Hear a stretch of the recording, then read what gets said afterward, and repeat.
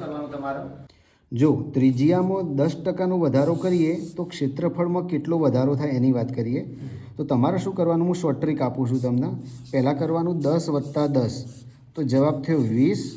પછી આ જે દશકનો અંક હોય ને એનો ગુણાકાર એમાં એડ કરી દેવાનો, એટલે કે ક્ષેત્રફળમાં 21%નો વધારો.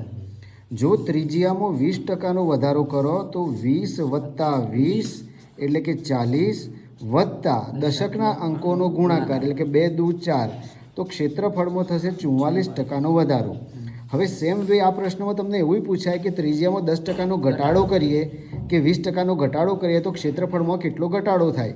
તો આખી પ્રોસેસમાં આટલો ભાગ સેમ રહેશે અને આ જગ્યાએ જે પ્લસ કર્યું એની જગ્યાએ માઇનસ કરવાનું. એટલે કે 10% ત્રિજ્યા ઘટાડીએ તો ક્ષેત્રફળ 20 - 1 19%નો ઘટાડો, અને 20% ત્રિજ્યા ઘટાડીએ તો 20 + 20 40 એમને એમ રહેશે. આ જગ્યાએ માઇનસ થશે તો 40 - 4 એટલે કે 36% ક્ષેત્રફળમાં ઘટાડો થશે.